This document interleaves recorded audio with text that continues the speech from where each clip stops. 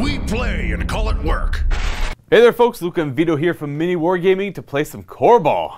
We figured we'd do an unboxing first though. This is a game that we just got from Burning Games, and we're going to show you the contents of what is inside. Though I want to say that this is the prototype box and the models and content inside are also prototype. And it has just been funded. It's being produced right now. The box itself is going to be brightened up, higher resolution. The models inside are going to be colored plastic instead of painted resin.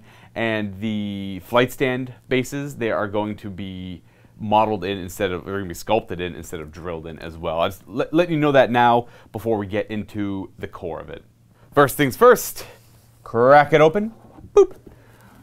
Inside you have your game boards, your tokens, your models. We'll pull the models out. They don't need to be destroyed, but the rest can just be poured out. Hey. Take a gander at the models first. They are painted already for us here, organized into teams in their little baggies, and they have the flight stands built into them already. And I would like to remind you that these are just resin. They are actually going to be shipped out as hard colored plastic already with no need to paint if you don't want to. The plastic bases that the models actually fit into. Many plastic bases that the models fit into. When you add them together, this is what you get. 4 teams, all color coordinated. In the bottom left, we have the purple Techno Ticks. Top left, we got the yellow Preachers. Right in the middle, we got the green Bull Bugs. And on the right, we got the Space Sharks. Each with generic and unique characters included. Taking a closer look at the Bull Bugs, they have an uncompromised appetite for brutality with a dose of finesse.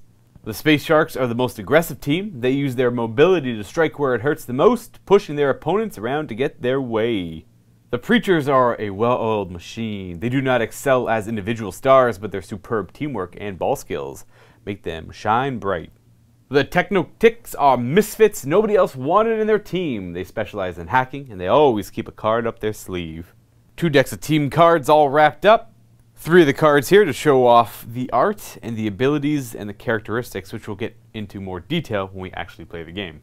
A large, tiny deck of cards that you will be using throughout the game. You'll have essentially a hand of cards that you can use to react to your opponent's plays and bolster your own. 2 identical game boards filled with tokens that you'll be punching out represent the ball, status effects, and other effects on the board. The circuit boards, probably one of the more important core mechanics of Coreball. These represent the playing field for the players. And for scoring, maneuvering, these go through, or under, I should say, the transport game board, which we'll be seeing next. And these change up. This is on the right, just the flip side of it, which gives you the rules of the circuit. And there are multiple ones that change throughout the course of the game. And now, the transparent game board. This is what goes on top of the circuits, and there are little stands as well, which I'll be showing you in a moment. This actually has a film on it, which we'll go ahead and just peel that off. Thank you, Vito, my assistant. Oh! Hey, beautiful. And lastly, the little plastic stands that the game board itself kind of sits on. You just kind of pop them out. Boop, boop, boop, boop, boop, boop, boop, and boop, and boop, and boop. Come on, come on, come on, come on, come on. This is what it looks like with the stands in. You get 3 extra ones. It stands about 1/2 inch, 1/4 inch off the table. And then that is the sheet, the circuit underneath.